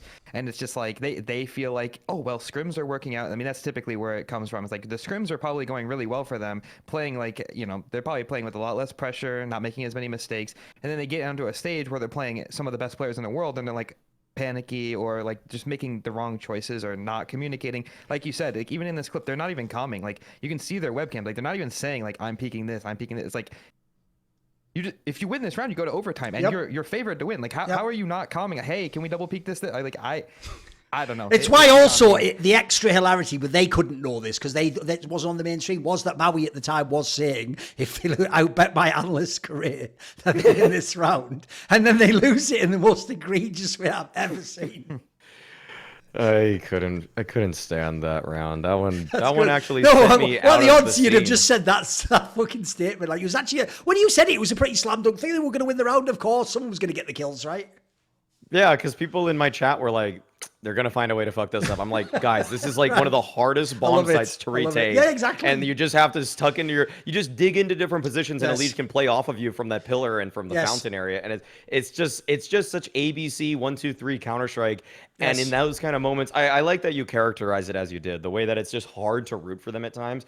Because I have said things about Floppy and Grim I never thought I did or thought I would because I have a personal relationship with those guys. Like I've been so highly critical of them, and yet I would still easily find myself wanting to have a drink with them, at the end of the day. But then and I feel like my bias was so strong in favor of them, and at some point it just broke because I just saw it over and over and over again. And I understand why Elige is getting nervous. I feel like people kind of bag on Elige for the body language, and sometimes you hear his comms like, how do we mess that up? Or like, what's going on? Or like, what he's right there or whatever, stuff like that. And it's like, I don't understand how some of these things are just not outlined. And it's just like, when I watch Complexity play a post plant like that, I really think to myself, because when I was like trying to come up into the space, it's like I had to outline everything. How do you play a post plan on Inferno? Like what is the primary way, most meta defining way to take first contact, and who's going to swing off of who gets first contact? It's like I had to outline angles, and it felt like I had to like hold the hands of the people I was playing with because they didn't watch as much, whatever. They weren't watching the game as closely as I was. And I think a lot of people, like, when you're making your first team, you got to do this stuff. You got to really baby everybody that you're playing with. And I unfortunately feel like that's just kind of the way that they have to play with Complexity, because for some reason it doesn't come across as intuitive, like who's swinging off of who first. Instead, if you watch that whole post-plant clip breakdown, Halzerk just kind of swings into them needlessly, and then JT does, and then Elige tries to get it back by swinging himself because he sees, and it's like the lack, and really I boil it down to one thing. It's a lack of trust. It's a lack of trust in terms of being able to find those kills in those moments, because if you just play that basic CS that Astralis made so famous, like they made it famous 6 years ago. Like everybody has basically been trying to break that meta with doing some sort of like lightly out of the box tweaking to it, but that needs to be the fundamental foundational way that you play this game. And for some reason, Complexity just don't carry that map to map. They'll do it sometimes and they'll look like one of the most competitive teams in the world, someone that's going to punch up and that can win, like the tier 1.5 event, the ESL Challenger event. But then for whatever reason, in these kind of moments, I get there's pressure, I get it, but it's also a studio environment where this should be where you're able to just kind of like, you've been in enough studios for now, like this, like you said, this team has been together for about a year now. Like this is, if anything, Complexity, despite maybe being a little bit underpowered in terms of individual play, they should be able to rise above that with excellent teamwork, excellent fundamentals. And when that goes out the window too, what do you have left other than just having an Elige that is always going to give you 20 plus kills? By the way, a couple of quick things there. One, it is insane that people keep complaining about the Elige reactions, because, bro, Elige does it when some, like, war crime round like that happens. Dude, Nico does it when, like, fucking Nexa loses, like, a 1v1 to Donk. Like, I always want to go like Nico, bro. Like, we've got to get this under control, mate. You're going ridiculous here. So already Nico was allowed to do that because his team wins, doesn't he? And then on the Astralis point, this is why I said it on Twitter, bro. One thing I'm so bored of is this shitty little Zoomer narrative that goes, everyone good now is basically all the things of your era, but more. And they try to go, everyone caught up to it. No one caught up to Astralis, you dickhead. They just sort of like took themselves out of the race, didn't they? Like, as you point out, 6 years ago they were doing this shit, bro. Most of the top 10 doesn't even do some of this stuff still, right? The way they played. Like, think about what used to happen if you would have come into an Astralis site like that, right? First of all, like I said, they would have done a crossfire and a double play, which, by the way, even with one extra kill, would probably win you this round. It's just the fact that at the end, the last guy's like 1v2, he's shitting his pants. Like, if that's a 1v1, you play for time, you make him tap, you do everything like that, right? Instead, he like panicked and sort of like peeked in a shitty way, and then they double peeked him basically and killed him, right? So first of all, they would crossfire like a motherfucker. Secondly, one or two of them would literally already have said at the beginning, I'll play for time if you like engage them. So also you would never get to that last guy. You'd end up having to check every fucking corner. Like, there's the other thing the last guy does that's criminal. Bro, why are you making sound? Just hide around the pillar. Make them literally check all the other angles. Maybe he's hiding behind a box, behind a thing, maybe he's flanking us. No, you just make it like obvious that you're there and you're going to just take a fight with them. And then lastly, they'd even probably do something like, like two people stack on a spot where one person sits. They'd always throw in some wrinkle that you don't normally have in your game. This was like the most predictable but shit way to play out the rounds. That's why I say teams did not catch up to this. That's like saying that like every basketball player now must have caught up to Michael Jordan. Like, motherfucker, there's about like two could even maybe like dare to dream they ever did that. So, no, I think it's mental, mate. I think it's actually insane how bad this set of rounds were. And even though this probably was the ultimate like low light, I don't think they play like that I've very rarely seen them do do that other than that. But it does kind of point to a bigger picture, like I say, which is if you want to have the underpowered players, you better have straight fire team play. Especially because, like I say, I actually think with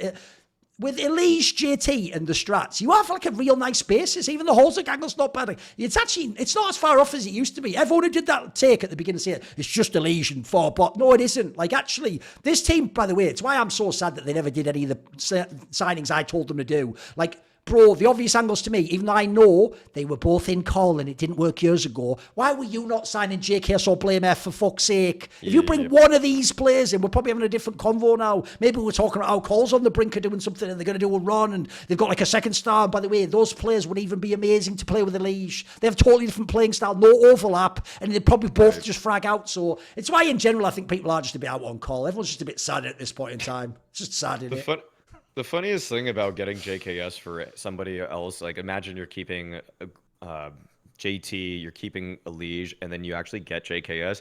You could choose to play the Asia armor. Could also do that if you wanted. Yeah. It's still maintaining the freeness of getting into the major. So yeah, which would also just be banter. Because imagine being FlyQuest that just signed that org. Well, at least we get your guaranteed spot. Paul just walks up. Hey. Good day, mates. Like fucking, obviously all the non-JKS people doing that. Yeah, and then Elite just bangs them all out, like whole thing. I would actually love it.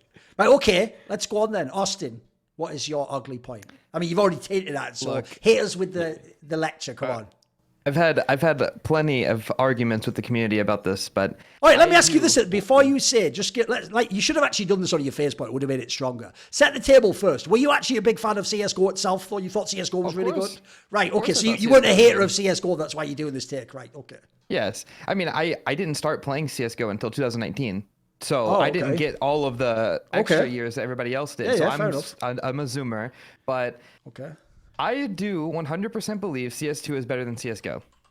I know a lot of people don't agree with that, and I know the community they've let me know. They've let me know that. Well, after the karrigan take, listen, I'm willing to be convinced. So you know what? Hit me with your best pitch, and we're going to be like Shark Tank. You know. I need the context of this. Before I go too into my points, I want to just say I'm addressing this purely from competition. Oh, of course, yes. Because the esports side, yeah. I can't argue with some of the things that Valve have done, like the way that they released the game and everything. I can't argue against that. But in terms of competition and pro play, I think it's easily the best version of Counter-Strike that we've had in recent years. Let's just start with this, okay? One way is being removed from the game immediately makes the game so much better. I know as an underdog player, I would just use one ways to kill players that were better than me. When I used to play in ECL and NA, last year when CSGO was kind of at the end of its life, I was just playing against you have your Nouns or, had some of the EG teams, and I was getting good stats against them. But why? Because I was using one ways to equalize the skill. They're much better than I was mechanically at the time, but it didn't matter because I knew something that they didn't know. And people have argued that is skill, but I don't really think so. I think that knowing something that you came up with in the server 30 minutes before your match that the other person's never seen before, I don't think that that's necessarily skill. It's abusing a bug that we just kind of got comfortable with. I mean, think about it. Without having one ways in the game, you get to see players like Donk just dominate everybody because there's no if I was playing against Donk in CSGO and I know that he plays outside, I'm just going to throw, like I said, a one way. And when Donk swings me, I'm just going to catch him off guard more than likely. And it's now you don't have Donk that's just dominating everybody. And I think just by removing one ways, it made competition better. I feel like most people would agree with that. But then there's other problems, right? People don't like a lot of the other changes that have been made to the game. People say it feels weird, but I don't really know what does that even mean? Until people can clearly define what feels weird, I don't agree. I play the game just fine. Like I said, I used to compete and I still compete and I don't really notice a difference. I think it's just a lot more, it's a lot more fresh, a lot of new things. And I think that's exciting. I'd be curious though, Maui. I know you don't. I know you don't agree, but yeah, no, I don't agree. I mean, I feel when you angle it such that it's for competition, as a spectator, I do like watching CS2 much more than CS:GO. I think the smoke interactiveness is a great new feature. Like you said, one ways are better, but I feel like it is the gameplay that feels weird. The fact that you get jerk. You used to get jerk backed a little bit. You used to get jerk. I mean, I was playing from Hawaii a lot. I'm playing from California now. It's all the places I've played in have bad ping. I feel like it's easier to make. Okay, I might even just make. I'm not trying to dox you, but do you live in the central part of America, yeah, central I live in Chicago. Okay, well then So, yeah, that's a I big. play 5 ping, and I'm 100%. Oh, okay. I will Okay. admit, like I do have a really good experience. I have one of the best computers you can Oh, have right. running. I have 5 ping to every server. Do you find the know, net code is worse, Maui? Is that the premise you're gonna make? Like, is the Yes, net yeah. code When you worse? have 50 ping in this game, it's a lot. It feels a lot Right. worse than Okay. CS:GO did.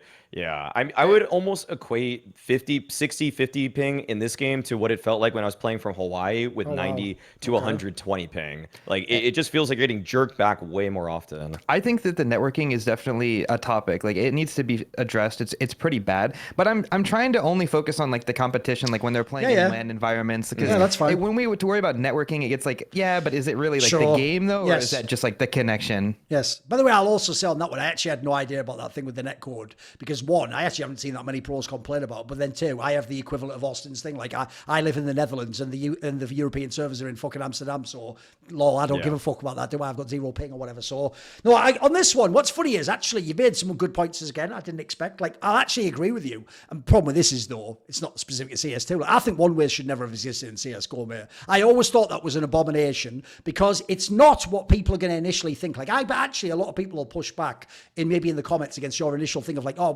why should something you researched help you? Because they're going to mistake it for like just a really good flash or a smoke. No. Those have obvious counterplay. There is no counterplay to a one-way you don't know exists that the other person knows exists. By definition, you think that he can't see you and he can see you. That's the issue. That's terrible. I actually think that's one of the worst things about CSGO, that those existed. In fact, I always used to even think, bro, I'm not the one who ever makes those arguments about dumbing the game down to help spectators, but how the fuck does one-ways make any sense for casual fans? You know, when we're all going, the best thing about CS, it's so intuitive. You have the gun, you shoot the guy. Well, it doesn't make any sense that I'm in a smoke. He can't see me, but I can see him. That makes no sense at all. That's actually counterintuitive. It's a really stupid concept. And I agree with you. I think it just spoiled the game. Like, when you think of the brilliant utility usage of Astralis, you don't think of them cheesing some arseholes on a map with a fucking one-way. You think of stuff like amazing flashbang usage, timing, like let something fade, but then you molly after, actual real things that can still be done in CS2. So no, I agree on that point. I'll give you that one. There's like a really bad example that used to happen on Nuke all the time. Like you could have like the best tactic in the world. Like what was really common was you would throw your set of outside smokes and you were going to go down to secret. But all that the player needed to do in secret, or even from mini, or I guess main is what you call it in EU, they would throw a smoke that's a one-way for the secret player. And there's nothing you can do because you can't actually see the one-way. If you're on top of the silo, Yes. you can't see where the person is. You can't spam it. And the only way that you could spam it is if you peek the one-way. So now your entire set of utility that you just threw, your outside smokes, you used to like, well, there's a one-way there. We have to turn around. Like that doesn't happen anymore in CS2. And I think that people are really forgetting how important one-ways were to CSGO meta. And just by taking those out of the game, it's immediately better, like 100% better. I'll give you that one. The problem is, I actually think in every other respect I would disagree. Like, I'll give you an example. When you say that people say it feels weird, I think I can be very articulate on this one. One of the it's funny because I'll put my cards on the table. I didn't even think CSGO was that good. I'm a massive fan of 1.6, and if people don't know, I don't even think 1.6 was the best version. I liked the early versions before they like dumbed it down and made it so you couldn't whip the AWP out super quick and you had to like slow down when jumping. I liked it when it was more quakish and arcadey, basically. So I already actually was a critic of CSGO for a long time. But I'll tell you what, it's only playing CS2 that made me realise, fuck, I actually took CSGO for granted because, bro, by the end of the game, or let's even say the era when you started playing, the last 3 to 4 years, mate, that engine was really tight. Like, I knew every single time, if I miss a jump, I failed the jump. It's not like these jumps now where, bro, this is the problem. The best players in the world at jumping are missing these jumps. Like, and you see people, we're not talking about the jump where it's like a hard one where you have to do a KZ Ericsson. We're talking about jumps where you're stood at the edge of the box and you're trying to clip onto the box. Like, people will have seen that jump that Rops failed on Dust 2 at the window, like 4 times. Bro, you could tell even his brain was like, I can't be feeling this jump. This can't be happening. Like, that's disturbing to me because I always want it to feel like it really isn't in a virtual avatar of me. And as I press the keys, I have a really tight feeling for like moving, scope in and out. Like someone can be behind me, like dock, do all the donk moves, etc. In CS2, it feels way more fucking like hit and miss. As it's almost like I'm rolling a D20 out fucking Dungeons and Dragons. If I get the first 12 numbers, the jump works fine. But if I randomly get the last 6, I just missed a jump for something. What? That's terrible. Yeah, it has been really inconsistent, but this is just like, it's like a weird clipping issue that happens, but that also happened in CSGO, but it just happened the other way. So whenever you would like fall off of something, you would clip and sometimes you would get a silent drop. That's but true. The difference was in CSGO, we didn't care because that just became pro tech. Yes. That was just meta. Yeah, you true. would just do a really cool silent drop at A ramp and catch somebody off. But that was also just like the same issue. It was just in reverse. Yes. And there were silent jumps everywhere in CS:GO. Like you could silent jump on Ticket on Mirage. You could silent jump off a van. And those are just like the ones I'm thinking of. that's Silent true. jump out of a ladder. That was super meta. And you can't do that anymore. Yeah, I know that it's really annoying to get clipped when you jump up on things, but it's just a different issue than what we were used to. Like we were used to those things. We're not used to the new things. And it's a lot of new things to get used to at once. So it just feels really bad. And then That's also, probably what it is. also in the engine, like first of all, the AWP is part of the engine. Like the AWP does still feel way worse. I use the AWP a lot in all versions of CS. Like if anyone's ever seen me play when I played with Vince on stream, I just try to like no scope people like simple all day long because I think it's just funny. It's just trolling it like lol. So the AWP is just way worse feeling. Like it doesn't have that like nice feeling like a save. You feel like it's really smooth. So it does have a weird thing to it where I actually think the only reason why people like Monty and Z are totally cracked out is, spoiler, they're just cracked out without the AWP. Like they're just superhuman aliens, aren't they? Like I think you've seen every other AWPer is slightly worse. I think even Device is a tiny bit worse than he was in CSGO. And to me, he was the AWPer, you know, like the traditional, all the classic features you want in the AWPer. And then I'll also throw in there, I actually think, even though I agree with you, I actually think the utility is improved by not having no one-ways. Man, the amount of bogs, though, with the mollies and the fucking... Oh, there's some really bad bogs with that shit as well, where they like, interact in ways that sometimes doesn't make sense still. Whereas in CS, again, it was towards the end of the game, everyone actually knew when, like, you could do a molly that sort of went near the smoke and it looked like it was under it. Everyone sort of understood that intuitively. I don't know if we're going to get this in CS2, but at the moment it feels a bit more hit and miss. There's like a weird interaction with smokes and mollies in CS2 where like if a smoke and a molly are touching, you can like stand out the edge. Yes. I know that people don't like that, but I think that it's just how it's going to be. You think that'll just become like the silent drop and it'll just become pro tech again? I think that's just how it's going to be because I don't really know a graceful way to fix that. Yes. Like, would you make mollies tick you if you're standing in a smoke? Like, no, because then there's going to be bugs with that. And I don't really know how they're going to fix that. Sure. I don't know. You're not wrong though. No. And I'll give you the last point. The last point is a simple one. And it's not my problem. I'm fucking balling. I can buy whatever PC I want, but that's actually why I'm annoyed. Bro, I'm on a £4,000 PC right now. Like this PC, I bought it a couple of years ago, but like, spoiler, any other piece of tech, I can render super fast, I can do anything. CS2 runs like shit for me. I am going to have to, in probably a month, buy a new PC just to get like CS2 plus like, and be able to stream as well at the same time. Like, I can't even do that on this mega expensive PC from a few years ago. Like, the reason why that's egregious is it's not a different enough game. If it really was like CS2, but it was like, holy fuck, like, it's totally, everything's different. It's basically CSGO, but you've just done like a Microsoft and like, in the same way as every time Windows comes out, magically all your programs run a little bit slower. You have to upgrade your PC. It's the same fucking shit. Somehow, just so I can shoot through smokes, I have to have like half the fucking performance of the PC, even though it looks the same even, and like the graphics are a million times worse. And then that also leads, this is why I'm so suspicious about why that bug exists, because it starts to look like a feature, Austin, because I don't know if anyone follows the world, but remember like a year ago where the entire world ran out of fucking graphics cards? Mate, this is some sus-ass fuck shit, so I think it's either poorly coded or they've just unnecessarily bloated it, basically, so I'll just throw this out there, because it doesn't in theory affect me that much, like I will just buy a new PC, whatever, it's an excuse to do it anyway, but I actually do think people don't know, especially anyone who's a kid. You can't just go and buy a new PC tomorrow for $2,000. Like, you have to just suck shit and just be worse at the game now. And then every fucking rich kid that you know now just makes you look like a dickhead because you're on your PC from 2 years ago. So I feel really bad for all the little people out there and also people in countries that just don't have good PCs. And by the way, I'll tell you one last thing as well. This isn't really a big deal. And you said for competitiveness, this doesn't really matter, but I'll throw it in there. The fact that the performance is so much worse also will just kill the game being played in like LAN cafes in those smaller countries that you want it to, you know, where you wanted like the blossoming talent to go into, like in fact the Degster story, he was in the LAN cafe in Dagestan, he was playing and he got good at CS. Like this person would just play and go, fuck this, should we play another game of Fall Guys or what? It's the idea that's like the most recent reference I could even make, but at least it was in the last few years. It was like 4 years ago or something. Like I don't play other games, so yeah, I just think that's like a minor negative. But actually, to be fair, you made a good case. Any other ones, say, Maui? I mean, in terms of like, I guess stats of players that are like it changing how it feels or the game feels, I do feel, or the 64 tick sub tick stuff doesn't, in terms of competition and watching the best players in the world play it, I definitely don't see as many jiggle one tap deagle shots. Nico's deagle percentage of his kills has actually gone down by like a pretty considerable percentage itself, actually, from what he had in CSGO. And I think that's because 64 tick, it just registers when you're counter strafing a little bit slower. Maybe snap tap will save him or something, but even players like that are having a harder time. And I think more people are just switching to the 5-7 spamming stuff just because you're not you can't counter strafe nearly as precisely, and I think that's kind of bugged people like Robs, people like Nico. Like they've just taken, like, the deagle is just not even nearly as prevalent as it was in CS:GO because it was so sharp and clean when you were strafing into corners and just then boom, the millisecond you counter strafe, you can hit a headshot. Nowadays, people help. It's like you almost have to like heartbeat, then you shoot. It just takes a little bit longer now. Right, I've got 3 joke reasons on the way out the door. Were you going to address that point though?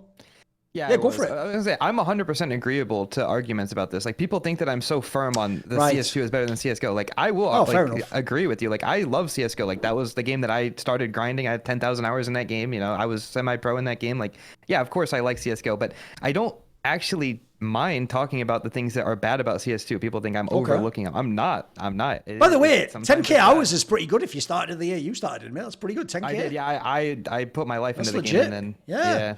No, but here's the 3 jokes at the end. These are all reasons, Austin, why it's bad that CS2 is worse than CSGO, but they're not real reasons. So I'll give you the 3 in quick succession. 1, Simple doesn't play it. That sucks already. 2, karrigan has to retire now. That fucking sucks. And then 3, Norbert got better and seems like a justified major winner. So, right, we've done those 3. Right, so game sucks. Go back to CSGO. Except, oh yeah, you know what? I'll give you the one last reason. Shit, you've actually made me think of a legit reason. I'll tell you one last reason why CS2 is worse than CSGO. Because CSGO doesn't exist now. I still can't believe that's still a thing, you know. Why didn't they just have both games? You know. Well, the problem is that if CSGO would have stayed, then you would have divided the player base. You have like half the players playing CSGO and half the players playing CS2, and then it's like, oh, well, ZywOo's still the best player in the world in CSGO, but then Rops is on top of CS2, so who's really the best player? No. Here's the thing. You're right in the sense that casuals would have been divided. Like, by the way, the person with the bad PC asset would have just played CSGO. Yeah, obviously. exactly. I can tell you from the way that like CSGO came to 1.6, all the pros want 1.6, but esports tournament organizers are way more cynical, mate. They'll just kill CSGO in that analogy. So it might have existed like 1.6 does now, where you can go and play an Indian kid on a random server with guns and all that stuff. There's no tournaments in it, you know. So that part's going too far. You go too far that way, but it's all good. It's all good. Right, let's go to Maui's ugly point. There's so many ways that I can tackle this one, and I just want to talk about the fact that I wanted to make my good point for this episode wrinkle on NIP, but now, since what happened today, what happened yesterday with NIP losing to G2. I like the way, Maui, Strawless. the only problem I think you've developed is, right, I sort of know when to rein it back, but I think like we've actually destroyed you doing hot take point made. Like everything's just a hot take now, isn't like everything's like, he's lost, fucking get him out the team. You know what? He might be the new future of NACS. Like, you're just a hot take machine now, bro. Okay. So, literally within this group, you watched the first 2 games, you were like, this Wrinkle guy's sick. And then you watch the third one, like, well, I'm out on Wrinkle. What's going on here? Like, go on, hit us with it. Come on. I liked Wrinkle at Yala Compass. Oh, sure. I actually liked him a little bit on bait before he joined NIP too. It felt like a player that was obviously going to have a lot of impact because he plays an aggressive op style and he's very committed to playing that style. Yes. And so it's not something that we necessarily get from a lot of top tier players. I mean, obviously, I've talked about already the fact that ZywOo doesn't really even want to op on the T side, and he has more AK kills this year than he has op kills. But Wrinkle's somebody that's kind of upset the status quo. He's actually showing that you can play a slightly different style. And I actually feel like Wrinkle is a top 10 opper in the world. Like I'll safely say that. I think Wrinkle's a top 10 opper in the world right now.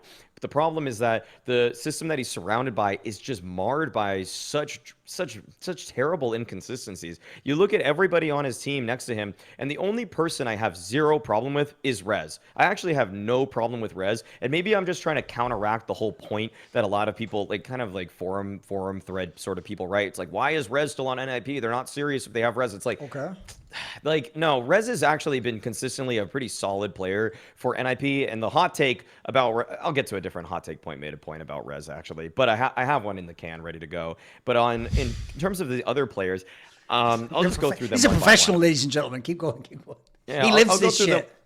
I'll go, one by one. Okay, Alex. Okay. Alex had probably in terms of worst mid rounds out of everything I saw at the Blast Fall groups. I think the mid rounds for NIP were probably second, third worst. Like it basically the teams that were worse than were teams that are brand new to the space right now. And yet NIP's been around for 2-3 months, and so why are their mid rounds still so uninspired? Why are you still sending 4 players up porch on Inferno when you have 20 seconds left every single time instead of having at least some apps presence, some wrap presence, anything like that. Another thing is that like Isaac, I remember Maniac characterized Isaac as a floor raiser. Dude, this guy is one of the most inconsistent anchors I have ever seen. This guy can have 3 kills one game, 20 kills the next game. That's not to me what a floor raiser is. That is basically like he's hit or miss game to game so drastically that I never know what I'm getting out of him, and he's supposed to be a stable force. On top of that, Maxter is just brand new to the space, and I would go in on Maxter. I would trust Maxter to get good in 2, 3, 4, 6 months, whatever. Even maybe it takes him the whole season to get better. But right now, I can't trust him game to game. And again, this brings it all back to Wrinkle. Wrinkle is surrounded by players that are totally inconsistent. He has no trust in his team right now whatsoever. And so he's trying to force the issue against every single team that he plays against. He's trying to be simple in every single game. And I'll be honest, he doesn't have Simple's level of skill. He's not that good. He's a little bit worse than what Simple was, but he tries to emulate that style, which I'm a fan of. And I think that he could more easily reel himself in, play a more well-rounded game if he had an NIP around him that was a little bit more stable. And I almost then kind of created a secondary point with this, which is that I just wish Liquid got him. I just wish Liquid got this guy instead of Ultimate. Ultimate and Wrinkle ended with the exact same rating by the end of it, but Liquid won 75% of their maps and Wrinkle won a third of his maps. And so I'm going to take the Opera that can still put up those kinds of numbers, have massive impact, take down FaZe almost single-handedly in maps, and then as opposed to the Ultimate that's just kind of getting strung along and maybe he'll show up, maybe he won't show up. And so I'm bummed out right now because I'm probably higher on this NIP roster than some people are. It's a new look for the team. It's definitely better than what they had last year, but at the same time, now it feels like Wrinkle's in a prison of NIP, and he could be on, say, God, what if he's on the heroic roster instead of degster at this point? You know, it's just like I just want to see consistency surround this guy because the sky's the limit when it comes to him. Yeah, I'm not 100%. Like, I haven't watched a lot of Wrinkle's games, to be honest with you. I only watched the FaZe game where, well, I mean, you know what happened there. Best game. But I think a lot of it really just comes down to, like, at least in that game, from what I saw, it just seems like Wrinkle he's not really struggling against them because I feel like they're not, like, this goes back to the FaZe issue, is I don't think FaZe is on top of the meta and, like, all the other things. So, you know, he's dominating them and then he's struggling against more coordinated teams. So I think you're right. I think it's just a matter of time before he ends up on a better team. But he does seem like he might be kind of trapped in this team right now.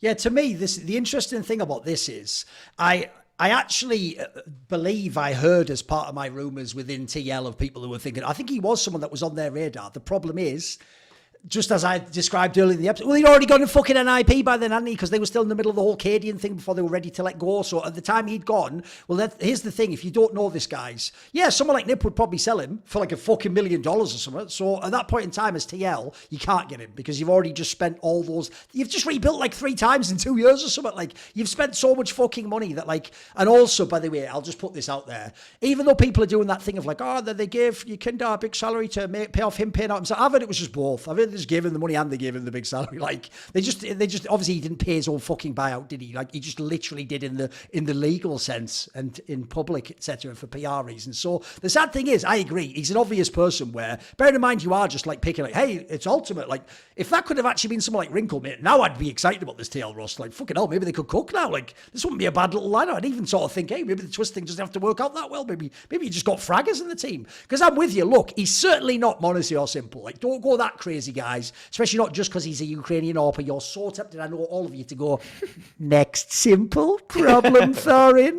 But you've already done that to 700 people, so you've wasted that fucking line. But I'll tell you what, as Maui says, this is the point I was making today on my pre-game show, I do think, though, that he is one of the only players a la MonteCristo that actually has the Simple play style. And I fucking love that style of AWPing because it's just like fucking chaos AWPing, isn't it? It's like that. If you don't know, guys, that is the worst style of AWPer to play against. It isn't in the sense that if they're bad, you'll just feed, they'll just feed. But the problem is, as you see, if they can do that and they have a bit of skill, and he's not similar to MonteCristo, but I'll tell you what, he's right already at the level. That's why I'm not surprised. And by the way, great PR job of talking shit on Wonderful. Bro, you even picked the perfect target. He doesn't play your style. He looks like a much more boring AWPer. And you know what? Yeah, he gets the kills and he gets to win the major, but I can totally see how if you were young Wrinkle, and I even love that he has the ego to do that, you're not watching Wonderful and going, wow, he won the major, my countryman. You're going, bro, I could have done that. Put me in the game. I love that shit. Because here's one thing people haven't bothered thinking about. Bro, why wouldn't he be on Navi's roster for the future? He's Ukrainian, for fuck's sake. One, he could replace Wonderful one day if he gets even better. And then two, if you can't get Simple, this isn't a bad shout. This sort of player looks like he's going to go places. Because the other thing about players who have an ego like that is they either are just an arsehole and they squander it and they would just have it in a big ego for no good reason, or they have the ego because they are the guy who's going to be like insanely driven to be the best players, like Simple. And so, no, I fuck with this guy's game heavy, mate. I love it. And as I've pointed out, if people don't know, the reason I've been way milder on NIP, especially Wrinkle, is because I've heard, if you go and look when he joined, people are still thinking of all the bad NIP moves that when they had the calc guy, Jonas Gunnarsson, he was long gone. This move was a threat exist move, and they did it from eye test. They went and watched his games, and they were like, this guy's fucking got real potential. Let's pick him up. So it was a good move when they did it. It ended up being, by the way, now it looks like even it's going to be a steal for however much they paid for him. It just looks great. The problem, obviously, is you could have also made this ugly in the sense, I agree with you. The problem is his team's way too bad. He's actually stuck on a fairly bad team at this point in time. And even though people are like, hey, Nip's not bad. Yeah, they're not bad. That's the case. But they're not good. You know, that isn't they're good. Yeah. Not bad isn't the same as good, as anyone who's watched a Blast talent announcement will know. Sorry, did I say that out loud again? Yeah, I said it out loud, motherfucker. Boobski. Get the fuck out of my face. So anyway, what about, I would say the last angle I would say on this is, I also do think this is like an example of a player where people are going to forget. The other reason this player will have insane value in the scene is he is really good, but he isn't Russian. Right now, the problem is, I might love Shiro. Some orgs won't sign those players, or they don't want to, or it's going to be tricky, or they get. Not only could Navi have this guy as well, but he can go to any team as long as he can speak English. And by the way, he also seems like the kind of guy with big enough ego. He doesn't give a fuck that he's not insanely fluent in English. Just going to go out there and do it. So, and I think the potential for this guy is really good. But I know what you mean. He's obviously in a bad spot right now. I mean, basically, he is their team if you don't know, guys. On both T and CT, he just has to do everything, basically. Yeah, that's the problem. It's just that if I'm actually NIP at this point and I had a bigger budget, I would probably just keep Rez and Wrinkle, and then I'd probably start picking apart one by one all of. By the way, it may well be that they do that, because remember, NIP also has rebuilt many times in the last few years. So I imagine this was like a min-max type roster, and then sadly you spent your money on Isaac, so we'll wait for that to work out fully. Oh, by the way, one last thing to point out though. Sadly though, when I looked on his Wikipedia, does use a Razor Huntsman, so we know he obviously doesn't have any skill when he moves, does he? Anyone can do that. Oh my god, so much. Okay, sure. Right, let's just do it then. Let's just do it. We'll do the last point is my ugly point, and I saved it till now. Notice I didn't put bad because I made the point about malbs. It can't be bad, but the ugly has to just be G2's T-sides. Bro, these T-sides are ass. And the reason I say that is this team's actually like now consistently fragging. Like it's actually one of the best, no joke, it's one of the best fragging teams in CS. Like it even gives me flashbacks to when the old lineup with JKS was there and Huxley. Like if they all fragged out, that's why no one could really tell. I actually sort of low-key agree with like the Maniac and Mauis of the world that like Huxley actually sort of got to look better as an IGL in CS2 because his team was worse and he had Nexa. When he actually had like JK, it really did look like it was like everyone go kill. You know what I mean? Like, everyone just popped off in that old team in CSGO. This team has, like, real firepower like that, but fucking hell are their T-sides ass. And sometimes they're really just winning rounds, because someone, like, malbs just shoots two people in the head with an AK, like, or MonteCristo just takes over, or Nico. By the way, here's another thing. If your T-sides is shit, but Nico just gets, like, 3Ks with a deagle, your T-sides are really shit, bro. Like, yours are shit. I'm taking objectively shit, and you winning rounds off people shooting people in the head. Those aren't even rounds you're supposed to win. Remember, if we give the analogy that I was talking about earlier of call, JT can't call that round. His guys don't go out and shoot everyone in the head. He just loses. He would just lose all these games that G2's playing, basically. So, essentially, to me, the obvious angle everyone was so desperate to do when they thought G2 was going to... Because remember, think about the story, guys. Because with Nico, IGL, and Stewie, they won Dallas. I bet everyone thought they were going to win EWC when they made that final, didn't you? You all thought, like, oh, it's just the magic. Oh, it really was Fuxy, fuck Huxy. And so everyone was ready. I mean, instead, they got to pivot and go, it wasn't a fluke, Thorin, because Navi won. But instead, they were all so ready to go, ha, you said Snacks, would it be a good IGL? Bro, I still think he isn't. And they're fucking winning groups and fight. I still think he's not a good IGL. I think it's... because I'd even say, look, it's still the early period. Obviously, he hasn't had whole time to implement his system and work with the court. I get that. I'm not going to say it's never going to be good. But out the gate, considering they've had a crazy honeymoon form-wise, I actually think this is just like a really big flaw, mate. And the reason why that sucks is, think about what we just discussed earlier. Bro, CT sides are getting buffed a little bit. those T-sides are going to be even harder to get rounds on. It's going to get really tricky. And all I'll say is this. If you watch the EWC final, they didn't lose that final just because Monty didn't pop off 400. They lost that final because Alexi B just made Snacks just look like a fucking idiot with how he called. Like, that was some, like, chess versus checkers shit for real. So, yeah, what do you guys think? I mean, I don't know. It's just like I've done a handful of GT reviews since Snacks has been added to the team, and it just seems like a lot of their T-sides just boil down to, like you said, it's just individuals having highlights or making plays, or like they all have their own read on the game. And it seems like a lot of vocal players as well. So it's like you get a person in a position that's like, hey guys, I have this timing, or hey, I want to make this play. Can we make it happen? Oh, by the way, I also don't believe Snacks is making those calls. That's the other thing. I think I agree with you. Not. It looks like a super pog, doesn't it? Yeah, I mean, and I also said this back when Hooksy was IGLing it. It very clearly, he's kind of letting the players do whatever they want and then supporting it. Like, because Nico wants to do this, maybe you could throw this flash for me, or maybe I could go throw this smoke. I'll go in first, sure. Like, stuff like that. And it's like, I'm seeing somewhat the same thing here from Snacks. Granted, I was actually impressed by a couple of maps. I think that he has the potential to be a good IGL, but I think it's like, it remains to be seen. Like, I don't know. It does just look like a big pug. That's exactly it. It just doesn't feel like you're going through the motions of layered map control nearly as cleanly as a team like Na'Vi. I mean, I still stand by the way that I've characterized Na'Vi. I know that it might look bad because they obviously got blown out pretty badly against Liquid, where Ultimate decided to just be good for some reason against them. But when it comes to G2, so much more of it is predicated off of just taking space with Nico and malbs, and then so frequently on these entry routes, they're just getting 2 kills. Like, you could put anybody in this position to just have him multi-frag, because the conversions after they even take map control are so limp a lot of the time. Like, in that grand final versus Na'Vi, they got nothing done on the T side. They just tried sending people out in kind of like very stringy ways, where it just felt like, like Hunter, you take some space. Okay, Nico, you take some space. Okay, one of you died.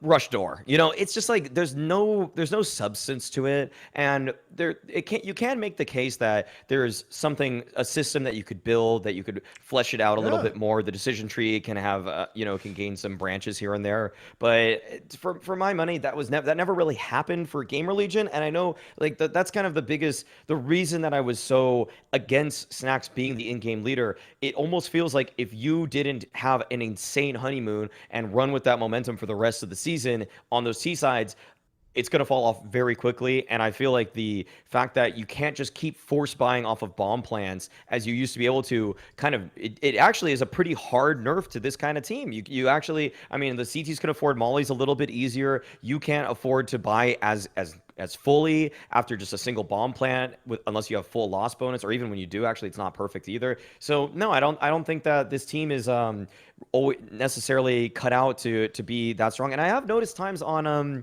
their T sides, I can't point to the exact rounds or anything like that, but where they just buy, and it's like, Snacks, you could have bought full utility for your team, but instead you wanted a gun also. Like, you would think, like, usually the IGL in that kind of circumstance, it's like Alexi or whatever, is going to go smoke, flash, molly. I mean, karrigan 100% is giving you everything. Yeah, of course. Yeah. Yeah, exactly. But instead, Snacks just wants to equip himself with weaponry too, because I mean that's a clear distrust in your ability to stage around and find a good way to find map control, or a clean way to find map control. So no, I'm not sold on the G2 stuff yet, or their T sides yet. And like I said, I'm still of this opinion. This G2 roster can, with pure firepower alone, win a whole tournament. I think it's completely possible, and I still can stand on this. I can still die on this hill. I might die on this hill. The fact that these D sides will never be good, and yet they can still win a tournament. It's going to be one of the rare cases in history where you could probably have one of the, on paper and by eye test, one of the worst T sides out there, and yet you're going to win a tournament. And those could both be true. They can both be true. Sadly, or maybe better, it's actually a good job we didn't do this particular point right after EWC as well, because I was going to try and do a version of that take I did when Hooksy joined. You know, when Hooksy joined, and I said, if you saw that MonteCristo's numbers went up, like maybe that's Hooksy. Well, because at EWC, MonteCristo wasn't that good, I was going to go, and he's even ruined up, but actually MonteCristo was great at fucking Blast, so that doesn't even fucking apply, that doesn't even matter. But I will say, that's another reason why I didn't think actually that they were that good at fucking EWC. It's like, somehow they like almost won the tournament and MonteCristo was like irrelevant in the fucking team or something. Well, maybe that was just him. He seems like he's got it back now. I agree with you though. The silliest thing is, I actually do think, bizarrely, whose hot take was that? Was it Cassad's? He actually might be right. This team actually might have a higher chance to win because essentially the ceiling, because it's off skill, is probably higher, even if actually the style of players worse, or it makes less sense, it's less structured. Like, I could easily see it, as long as it'd have to be the right tournament. Like, I don't think they can do like a murderer's row of like, vitality into spirit, into FaZe, well, in the days when FaZe used to make finals, whatever, Na'Vi then in this case. But if they do like a run where it's like, you play like fucking Astralis into VP, into vitality in the fight, yeah, then you could win a tournament. I'm with you. I actually think that's not ridiculous. They could be a dark horse. The fragging is good, and we already did the malbs point. Yeah, the thing about this also is that it's almost like the same argument we have to. Oh, and by the way, Nico also does seem, whether it's coincidence, like he is better now too. Oh, he's just improved from the first couple months. I mean, after the major he was good at, and then a couple other tournaments after that. No, he's been kind of steadily improving. He was kind of bad. He was just, to me, bad in the beginning of CS2, or he was a sub top 5 No, player the problem with that one is that it's that thing where narratives lag, and because people heard everyone smart say that 4 months ago, they're still saying it now, even though it actually doesn't apply anymore. That's like, he's not as good in CS2. It's like, he's really fucking good. We talked about it. He almost won that EWC really event by himself, mate. He was unreal. Yeah, he's he even did one of the classic Nico clips with the Deagle, where just like 4K'd them all in the fucking face, and like actual like Haxer style, where that's why I wrote that like ludicrous fucking flowery piece on Substack where it's like, he makes my mind like liquid gel, where you just fucking waxing lyrical, because it was insane, wasn't it? It was one of those clips where like after the first 2 kills, you think you're watching a replay and you're like, oh, he gets the next 2 kills, doesn't he? You're just like, what? So no, the team is mega now. It's just obviously it structures shit in it. Right, and it's kind of like the same argument we had with Hooksy before, where it's like, you go 1-to-1 Hooksy with Alexi B before, and it's like, guys, Alexi B had Jax, and it's like, Snacks has Malbs. Malbs is doing so much heavy lifting. I've seen him get double entries running into every single part of every single map at this point. It's crazy. By the way, it does seem like I've finally regained control of the simulation, guys. Obviously, last year it got a bit out of control. They let fucking Ziwu win a major against literally nobodies, including UK players. You had fucking Simple doesn't even play CS anymore, when obviously I need him to come and bash Ziwu's head in and show him he's just a little punk. But I've regained control now, because think about this. 1 May year later, everyone agrees who gives a fuck about Hooksy, and in fact, nobody even brings him up to join any teams. Meanwhile, Alexi B is rightfully hailed as maybe the best IGL in the world. So you know what? I'm back. I'm back finally, boys. I am back.